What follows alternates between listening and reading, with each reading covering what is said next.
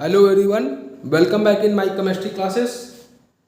In the previous video, we know about that the electron and proton और वहाँ पर neutron की बात नहीं हो पाई थी। न्यूट्रॉन की बात पिक्चर में तब आएगी जब हम लोग एटॉमिक मास को जान लेंगे। तो वहाँ पर मैंने एक बात बोली थी पिछले वीडियो में कि एटॉमिक मास और एटॉमिक वेट में डिफरेंस होता है। तो उस डिफरेंस को यहाँ पर कुछ स्टेटमेंट की मदद से समझाया गया है। तो आप समझिए, सबसे पहले एटॉमिक मास के बारे में ही हम लोग इस वीडियो में समझने वाले हैं, लेकिन एटॉमिक वेट के बारे में मैं आपको बता दे रहा हूँ।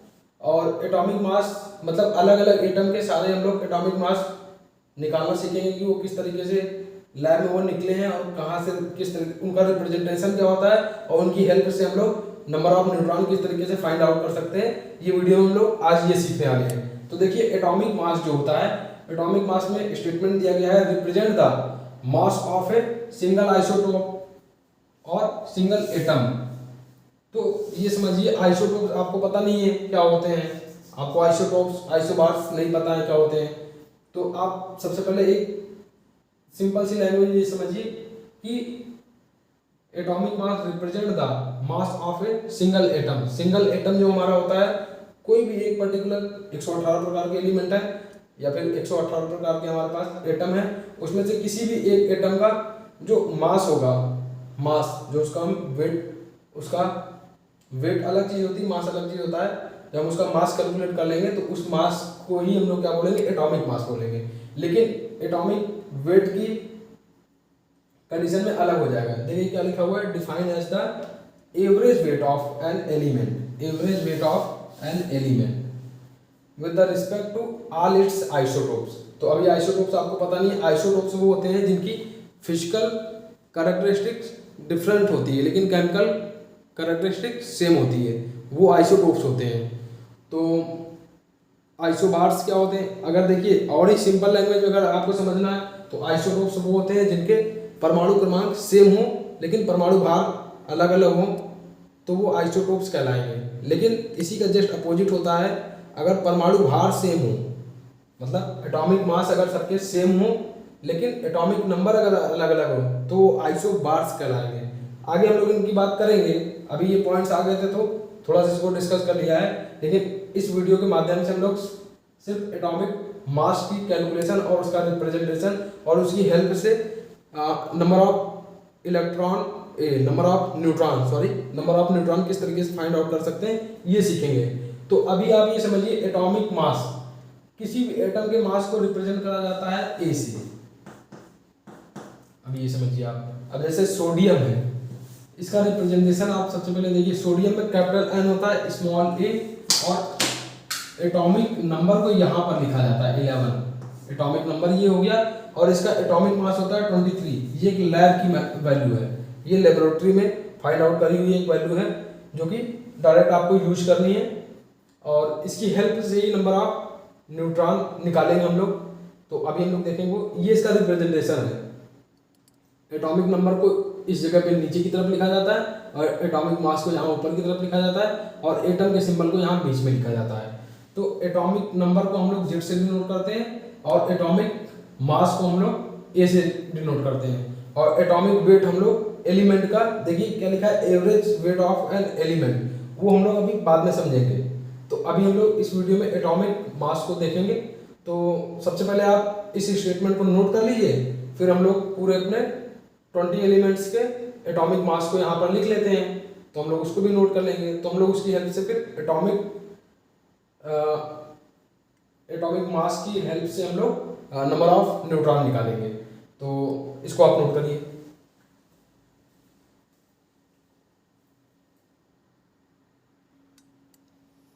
तो फिर नोट करिए, अब ये हमारे यहाँ पर 20 एटम दिए गए हैं। 20 एटम का रिप्रेजेंटेशन देखिए, हमने बोले सोडियम के बारे में पढ़ा था। सोडियम, ये सोडियम हमारा एटॉमिक नंबर 11 था, उसका एटॉमिक मास 23 था। तो अब ये देखिए 23 क्या यूनिट, मतलब ग्राम है, किलोग्राम है, इसकी यूनिट क्या होगी, मिलीग्राम है, कितना है ये। तो इसकी यूनिट, जो एटॉमिक मास की यूनिट होती है वो होती है एएमयू। आप नोट कर लीजिएगा, एएमयू इसको बोलते हैं atomic mass unit. Atomic mass unit मतलब कि कार्बन का एक एटम के मास कितना है, 12 AMU, 12 AMU। इसी तरीके से नाइट्रोजन के एक एटम का एटॉमिक मास कितना है 14 AMU एटॉमिक मास यूनिट। तो आप ये देखिए एटॉमिक नंबर को यहाँ नीचे की तरफ शो किया है सबके सभी एलिमेंट के, और एटॉमिक मास को इस जगह पे शो किया गया है। तो देखिए लगभग एटॉमिक मास क्या होता है एटॉमिक नंबर का जस्ट डबल से थोड़ा सा ज़्यादा होगा या अप्रॉक्सीमेट उतना ही होगा। तो ये एक थोड़ा सा तरीका होता है याद करने का। अच्छा, आपको अगर ये 20 जो एलिमेंट हैं वो अगर याद नहीं हो पाते हैं तो आपको जैसे कुछ ट्रिक्स होती हैं, तो आप ट्रिक्स के माध्यम से भी इसको याद कर सकते हैं। जैसे हा ही ली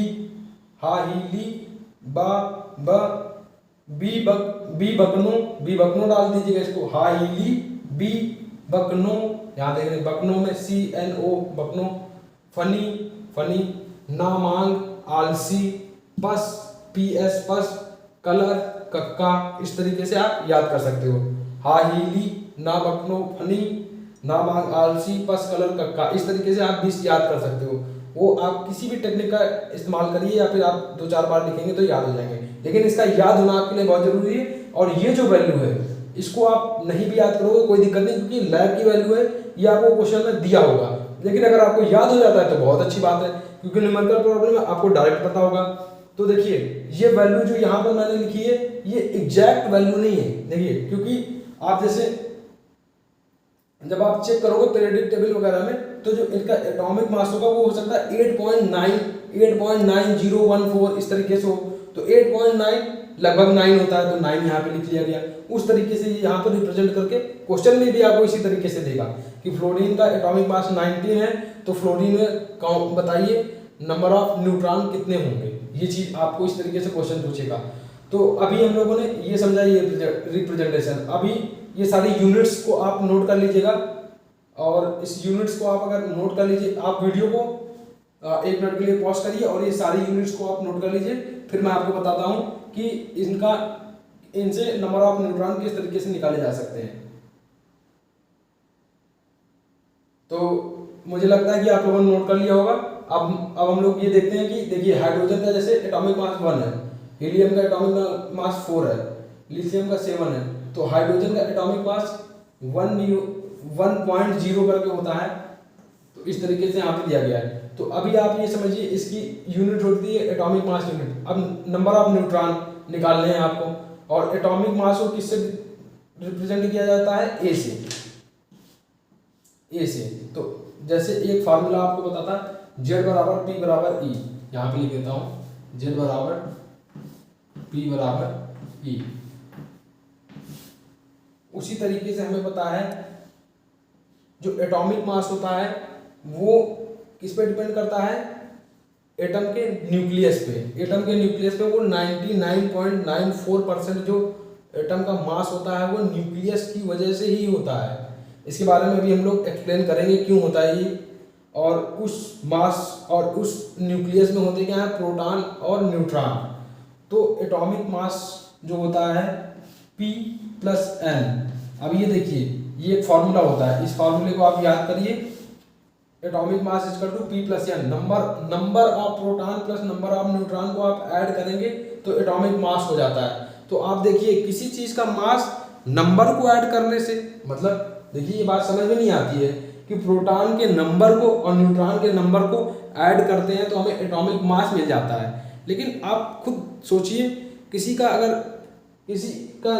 मास हमें निकालना है और नंबर को काउंट करके किस तरीके से निकल सकते हैं। हाँ, वेट या फिर मास उनके पर्टिकुलर, जैसे प्रोटॉन के जो उसमें मास है और न्यूट्रॉन के जो मास है उनको जोड़ के मास को निकाला जा रहा है अगर मास यूनिट पे, तो बात समझ में आती है। लेकिन सिर्फ नंबर से किस तरीके से आ जा रहे हैं, तो ये चीज़ें भी हम लोग आगे समझेंगे।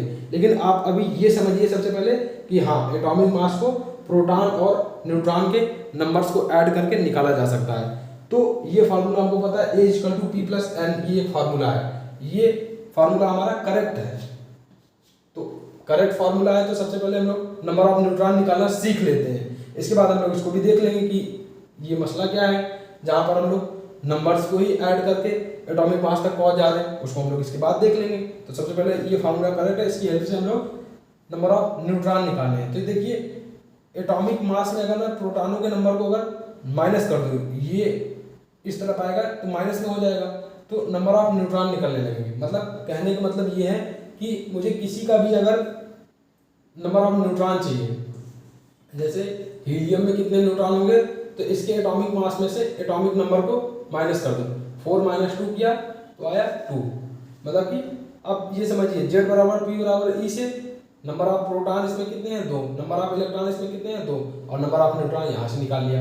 इसी तरीके से इसका एटॉमिक मास 7 है, तो एटॉमिक मास 7 है, एटॉमिक नंबर 3 है, तो A माइनस P क्या है, नंबर ऑफ प्रोटॉन कितने हैं 3, तो मतलब 7 - 3 करेंगे तो 4 हमारे पास क्या आ जाएगा, नंबर ऑफ न्यूट्रॉन इसमें अवेलेबल है। इसी तरीके से यहाँ पर अगर न्यूट्रॉन निकालें तो 9 - 4 करेंगे तो ये हमारा आ गया 5। उसी तरीके से यहाँ पे निकालें तो 11 - 5। इसी तरीके से यहाँ पे निकालें तो 12 - 6, 14 - 7 करेंगे तो नंबर ऑफ न्यूट्रॉन नाइट्रोजन में अवेलेबल नंबर ऑफ न्यूट्रॉन निकल आएंगे। 16 - 8 करेंगे तो 8 क्या आएगा, number of neutron available in 1 atom of oxygen. तो वही सेम चीज हर किसी के साथ है। तो देखिए ये फार्मूला और ये फार्मूले के यूज से हम लोग number of atom, number of neutron भी निकाल ले रहे हैं। तो अब हम लोग, आप आई होप आप समझ पा रहे हैं, आप आराम से ये सारे नंबर ऑफ न्यूट्रॉन सबके निकालिए। तो अभी आपका एक होमवर्क बनता है, होमवर्क में आपके जैसे कि मैं इसको पकड़ लेता हूँ कार्बन 12, तो इसमें इसका एटॉमिक नंबर कितना है 6, नंबर ऑफ प्रोटॉन कितने हैं 6, नंबर ऑफ इलेक्ट्रॉन कितने हैं 6, नंबर ऑफ न्यूट्रॉन कितने हैं तो 12 - 6 6, इसका एटॉमिक मास कितना है 12। आपको इतनी चीज़ें पता है, मतलब किसी एक पर्टिकुलर एटम का उसका एटॉमिक नंबर कितना, उसमें प्रोटॉन कितने, उसमें इलेक्ट्रॉन कितने, उसमें नंबर ऑफ न्यूट्रॉन कितने, उसका एटॉमिक मास कितना है, तो आपको इतनी चीज़ें आपको पता चल रही। तो यही सारी चीज़ें आपको पूरे 20 एलिमेंट जो अभी तक हमने लिखे हैं उसका इलेक्ट्रॉनिक कॉन्फ़िगरेशन आपको पूरा आना चाहिए, उसका एटॉमिक मास जो ये है ये आपको नहीं याद भी है कोई दिक्कत नहीं, लेकिन आपको इस तरीके से एक बार उसको सबके ये सारे निकालने हैं, एटॉमिक नंबर, प्रोटॉनों के नंबर और इलेक्ट्रॉनों के नंबर, न्यूट्रॉनों के नंबर और एटॉमिक मास, इसको लिखना है इस तरीके से। तो आप अभी इसको पहले सही से नोट करिए, फिर मैं इसको रब करता हूँ।